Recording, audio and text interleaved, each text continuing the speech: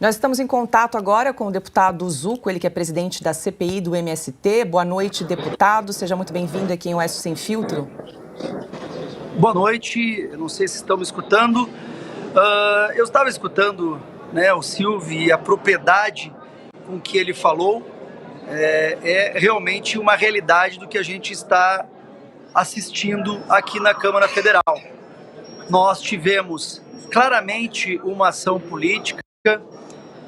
O Silvio também comentou dos resultados obtidos, e isso são claros. Temos já um relatório robusto, temos condições de realmente entregar já um trabalho efetivo para a sociedade, mas logicamente que nós pretendemos ainda promover convocações, convites, quebras de sigilo. Tínhamos em pauta a quebra do sigilo do Stedley e não conseguimos avançar, mas pretendemos sim avançar nessa pauta. Queremos ainda conversar e dialogar com os líderes, porque não podemos inverter a ordem, não podemos deixar que a esquerda agora queira pautar um assunto tão importante, que é o assunto que envolve o MST. Já temos a clareza de que esse movimento comete crimes, e eu não estou falando somente do esbulho possessório, nós estamos falando de associação criminosa, nós estamos falando de dano ao patrimônio, de violência, de cárcere privado. Não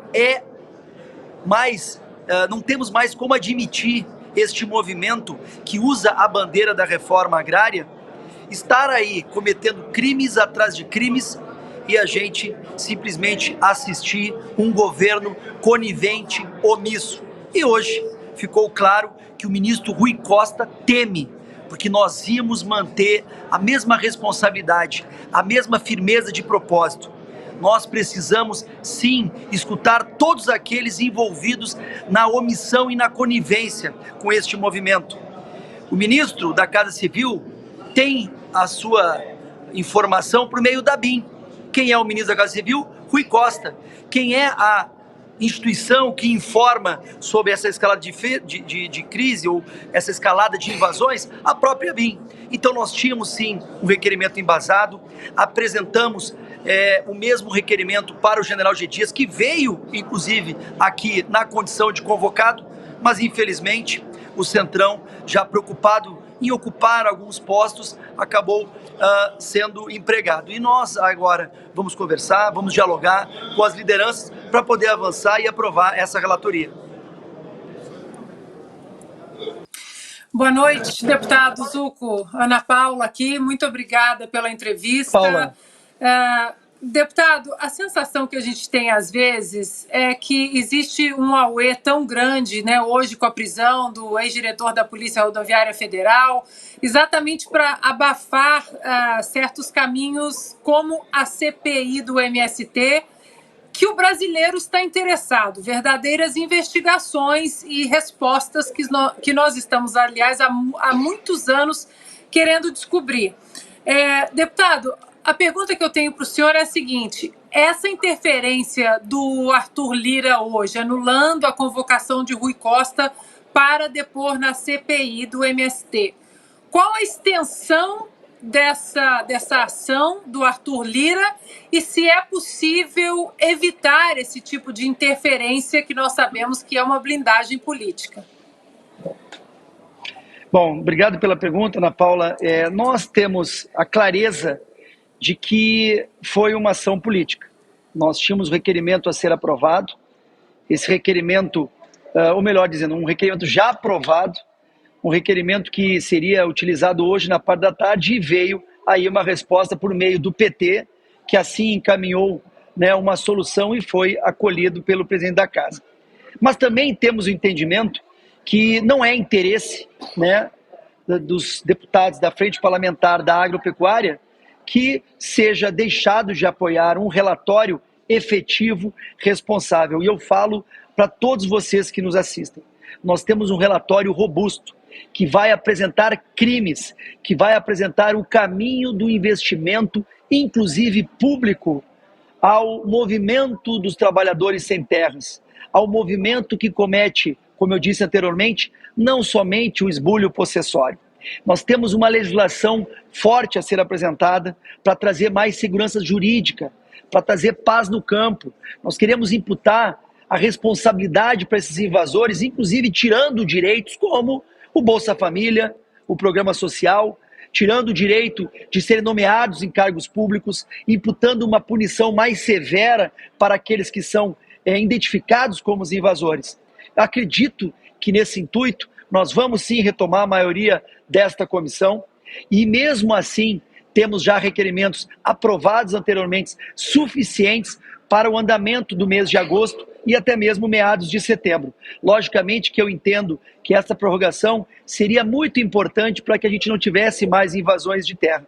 Espero que não só a Câmara dos Deputados, a imprensa, a sociedade, veja que a CPI está entregando muito para a sociedade. Nós estamos sofrendo uma pressão muito grande para mudar a estratégia, mas nós vamos seguir focados em mostrar que esses movimentos de luta pela terra, que usam o sonho de famílias de ter o seu espaço para poder produzir e acabam utilizando eles como movimentos ideológicos eleitoreiros. Nós fomos fazer diligências onde, ao invés de ter o Senar ou uma ajuda na plantação, na colheita, nós vimos galpões onde tinham banners do Marx, do Lenin, do Che Guevara, onde não se poderia, como foi dito em relato e em convocação de um ex-assentado, sequer pensar em votar em alguém que não fosse ideologicamente ligado ao movimento. Isso não pode mais acontecer. A sociedade está vendo. Hoje tivemos depoimento de pessoas que foram agredidas fisicamente, que seus patrimônios foram destruídos, casas destruídas, famílias destruídas, vidas destruídas. Nesse sentido, eu espero que a gente consiga ainda trabalhar, Ana Paula, não só avançando nas diligências que estamos prontos para fazer em vários estados, não só propondo convocações, mas ainda assim tendo a condição de aprovar um relatório que efetivamente vai ajudar o agronegócio e vai imputar a responsabilidade a esses movimentos criminosos. Deputado Augusto Nunes tem uma pergunta para o senhor. Deputado, boa noite, obrigado pela entrevista. Qual pergunta mais assustou, teria mais provocado mais pavor aí no presidente da Câmara e no ministro? O que eles não queriam ouvir? Na verdade, Augusto, nós temos uma linha de investigação muito forte linkada ao estado da Bahia. A Bahia é campeã de invasões. Nós temos uma linha, como eu disse, de denúncias provando, mostrando que na Bahia existe sim uma conivência e uma omissão em relação às invasões de propriedades. Nós temos documentos linkados a orientações que foram feitas pelo ex-governador Rui Costa.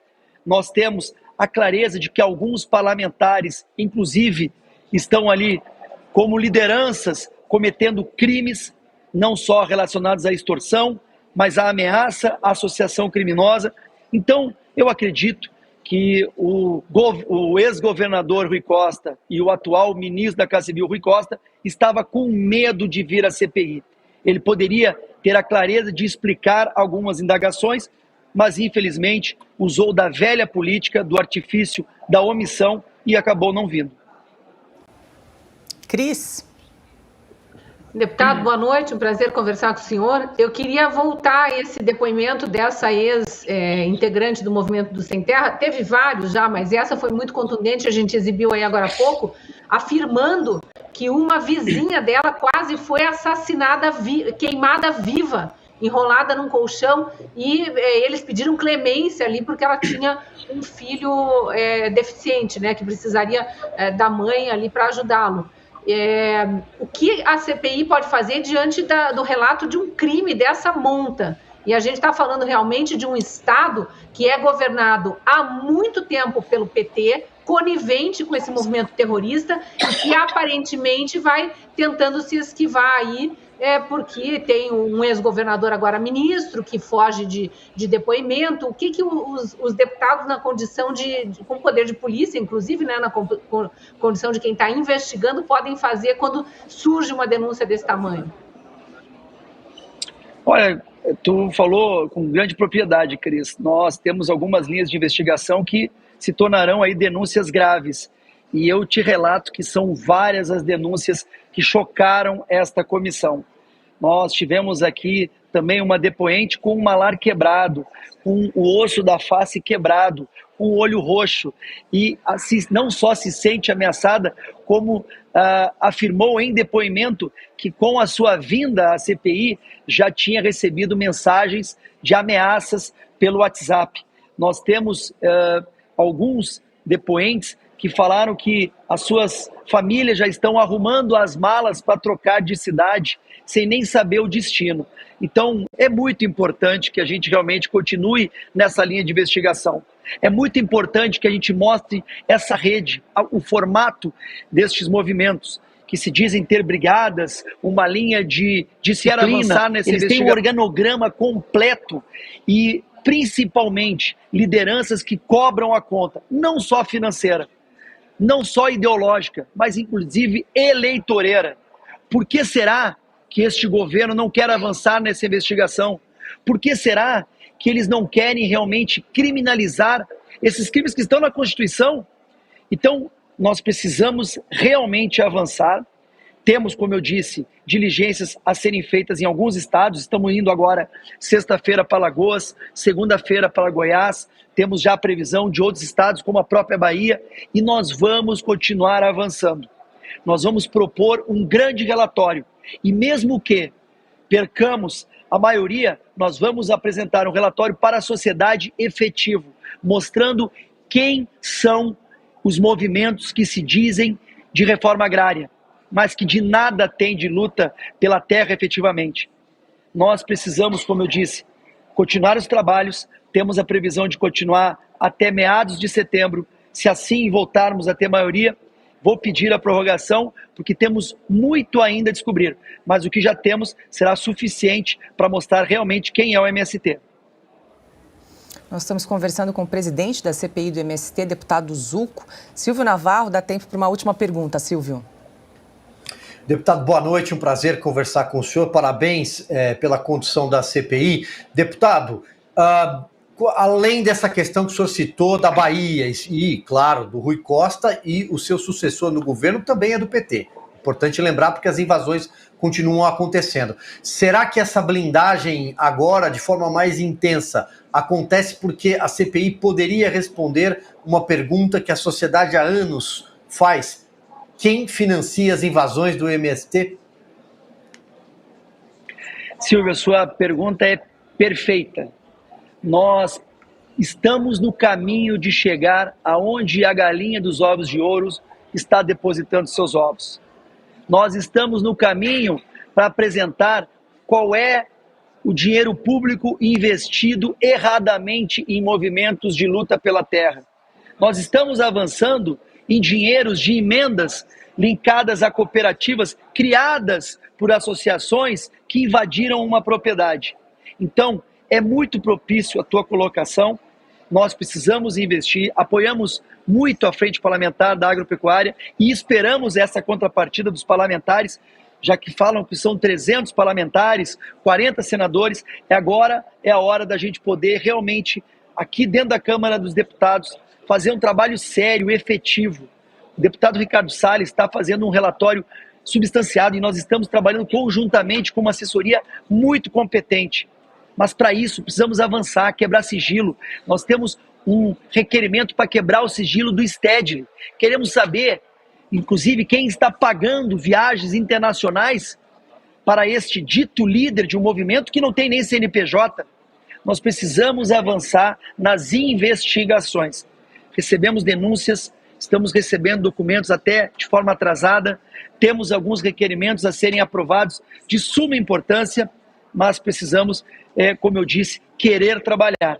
E para querer trabalhar, precisamos ter voto da maioria para aprovar os requerimentos. Não é possível que esta casa, que está vendo crimes acontecendo, invasões, que está deixando o campo inseguro, nós não precisamos ver o sangue no campo para depois tomar alguma atitude. E eu não tenho dúvida que o agronegócio não vai mais permitir invasões de propriedade. E por isso que nós precisamos trabalhar legislações firmes, seguras, com uma punição mais severa. Precisamos também adiantar a questão da reintegração de posse. Mas, enfim, são inúmeros trabalhos que estão condicionados à permanência dessa CPI. E eu espero encarecidamente que os parlamentares permaneçam querendo trabalhar e que a gente possa avançar. Perfeito, deputado. Quero registrar que cerca de 50 mil pessoas estão nos acompanhando ao vivo aqui no canal da Revista Oeste. Muito obrigada pela entrevista, parabéns pelo trabalho, boa noite, até uma próxima. Eu quero parabenizar a Revista Oeste, com todo o respeito que devo às demais emissoras. Os senhores me representam porque realmente passam uma informação verídica, séria, comprometida, responsável. Contem comigo sempre, fico à disposição.